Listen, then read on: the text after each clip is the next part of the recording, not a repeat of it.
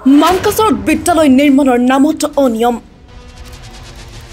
চৰকাৰী ধনেৰে পকেট গৰম কৰাৰ অভিযোগ পঞ্চায়তৰ সদস্য মহম্মদ আলীৰ বিৰুদ্ধে বিদ্যালয় মেৰামতিৰ বাবে চৰকাৰী আবণ্টন দিয়া লাখ লাখ টকা আত্মসাৎ কৰি নামমাত্ৰহে কাম কৰে মহম্মদ আলীয়ে এই অভিযোগ বিদ্যালয়ৰ প্ৰধান শিক্ষকৰ মানকাছাৰ সমষ্টিৰ ফেকামাৰী উন্নয়ন খণ্ডৰ অন্তৰ্গত ভুৰাকাটা গাঁও পঞ্চায়তৰ বুচাকাটা জিএলপি স্কুলত বিদ্যালয় গৃহ মেৰামতি আৰু আৰ্ট ফিলিং কৰাৰ নামত ব্যাপক দুৰ্নীতি সংঘটিত হোৱাৰ অভিযোগ বিদ্যালয়খনৰ প্ৰধান শিক্ষকৰ উল্লেখ্য যে 2021-22 বৰ্ষৰ পঞ্চদশ বিত্তীয় আয়োগৰ দ্বিতীয় পৰ্যায়ৰ আঁচনিৰ অধীনত চৰকাৰে বুচাকাটা জিএলপি স্কুলৰ বিদ্যালয় গৃহ মেৰামতি কৰাৰ নামত 5 লাখ টকা আবণ্টন দিয়াৰ পাছতো কিন্তু দুৰ্নীতি কৰাৰ অভিযোগ উত্থাপিত হৈছে ভুৰাকাটা গাঁও পঞ্চায়তৰ আঞ্চলিক পঞ্চায়তৰ সদস্য মহম্মদ আলীৰ বিৰুদ্ধে 2021-22 বৰ্ষত বুচাকাটা জিএলপি স্কুলৰ গৃহ মেৰামতিৰ বাবে চৰকাৰে আবণ্টন দিছিল 5 লাখ টকা কিন্তু বৰ্তমানো বিদ্যালয় গৃহটোৰ অৱস্থা একেবাৰে জৰাজীৰ্ণ অভিযোগ অনুসৰি বিদ্যালয়খনৰ মেৰামতিৰ নামত আবণ্টন হোৱা 5 লাখ টকাত নামমাত্ৰহে কাম কৰি সকলো ধন আত্মসাৎ কৰিছে পঞ্চায়তৰ আঞ্চলিক সদস্য মহম্মদ আলী আৰু বিভাগীয় কৰ্তৃপক্ষই একেদৰে বিদ্যালয়খনৰ আৰ্ট ফিলিঙৰ নামত MGNREGA আঁচনিৰ 10 লাখ টকা আবণ্টন দি নামমাত্ৰ কাম কৰি সকলো ধন আত্মসাৎ কৰাৰ গুৰুতৰ অভিযোগ উত্থাপন হৈছে মন কৰিবলগীয়া এই যে একেখন বিদ্যালয়ত একে সময়তে চৰকাৰী ধনেৰে 5 লাখ টকাত নতুনকৈ এটা গৃহ নিৰ্মাণ হোৱাৰ বিপৰীতে মেৰামতিৰ নামত আবণ্টন হোৱা 5 লাখ টকাটো সম্পূৰ্ণভাৱে বিদ্যালয় গৃহ মেৰামতিও কৰিব নোৱাৰিলে যাৰ বাবে সচেতন মহল জাঙুৰ খাই উঠিছে শিক্ষক হজৰত আলী আহমেদ 15 ফাইনেন্সৰ যেটো কাম আমাৰ ৰিপেয়াৰিং কৰান দিছিল এই আঞ্চলিক পঞ্চায়তৰ পৰা এইটো টোটালি কামটো হোৱা নাই আৰ দেখা গৈছে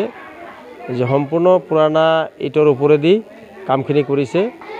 এই প্লটটো কৰিছে বাকি কোনো ধৰণৰ কাম ইয়াতে হোৱা নাই দুটা তিনটা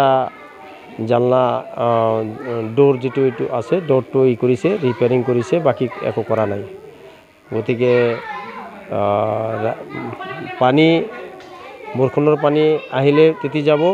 আৰ বৰষুণ পৰিলে হয়তো ধুমুহা আহিলে টিনবিলাক উৰি যাব এনেকুৱা অৱস্থাত এনেকুৱা অৱস্থাত আমাৰ বিদ্যালয়খন আছে জৰাজীৰ্ণ হৈ আছে আৰ কি টিনবিলাক জৰাজীৰ্ণ হৈ আছে কোনো ধৰণৰ কাম টিনৰ কৰা নাই কিমান টকা ৰিপেয়াৰিং আছে 5 লাখ টকা বেনিফিট কাটি 5 লাখ টকা সব কাটি গুটি ট্যাক্সটো কাটি 5 লাখ টকা কি কাৰণে তেনেকুৱা কাম কৰিলে তেনেকুৱা এটো আত্মসাৎ কৰিছে আৰ কাউন্সিলৰে কৈছে বিভাগীয় কর্তৃপক্ষ এনেই দিয়ে নাকি কামখিনি পয়সা কাটিহে পয়সা দিছে এডিসি ইঞ্জিনিয়ার ভিডিও এইবিলাকে পয়সা নোলোৱাকৈ আমাক মানে পয়সা উঠাই দিছে নাকি ধনৰ বিনিময় এইটো কামটো এনেকুৱা হৈছে কামখিনি একো হোৱা নাই জিৰো আৰ আৰ্থিক বাবদও 10 লাখ টাকাৰ 1 লাখ টাকাৰ কাম হোৱা নাই কিমানখিনি মাটি মানে এইটো 3 ফুট ওখ কৰিছে আর কিন্তু কাম জানামতে রিপোর্ট এসপার রিপোর্ট 50-60 গাড়ি মাটি 60-70 গাড়ি মাটি পেলাইছে বাকি মাটি পেলোৱা নাই এসপাৰ এস্টিমেট কাম হোৱা নাই এতে কি কৰিব যেটো স্কুল আপোনাৰ না এতে আমাৰ তো কৰিব লাগা কি আছে ৰাইজে এতে নহলে আইনৰ ওচৰত যাব এই 15 লাখ টাকা 5 লাখ স্কুল ঘৰ ৰিপেয়াৰিং আৰ 5 লাখ টাকাৰ মানে এটা ক্লাসৰুম আমাক দিছিল হেতু আমি সম্পূৰ্ণ কৰিছে 5 লাখ টাকাৰ নতুনকৈ বনাইছো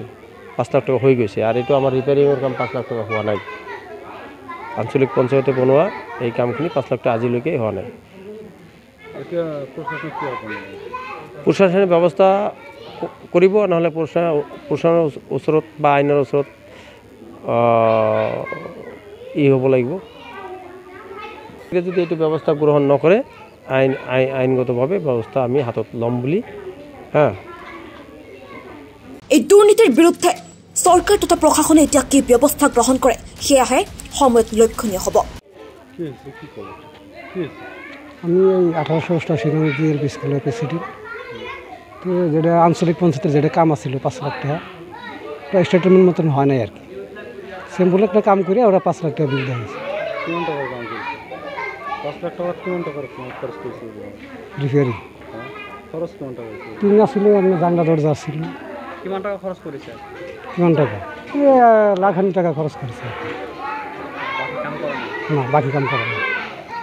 কি করেছেন রিপেয়ারিং এই বুলোরোটা করছে, দু একটা জাংলা দরজা ভালো করছে, সে রং করছে, একটা সিলিং বান পাল্টাইছে, এগুলো কাম করছে। এতে কি কাম করিব লাগে না, ভালো অনেক কাম করছে। এতে কি করিব লাগে? এতে কামটা ভালো করে করিব লাগে আর,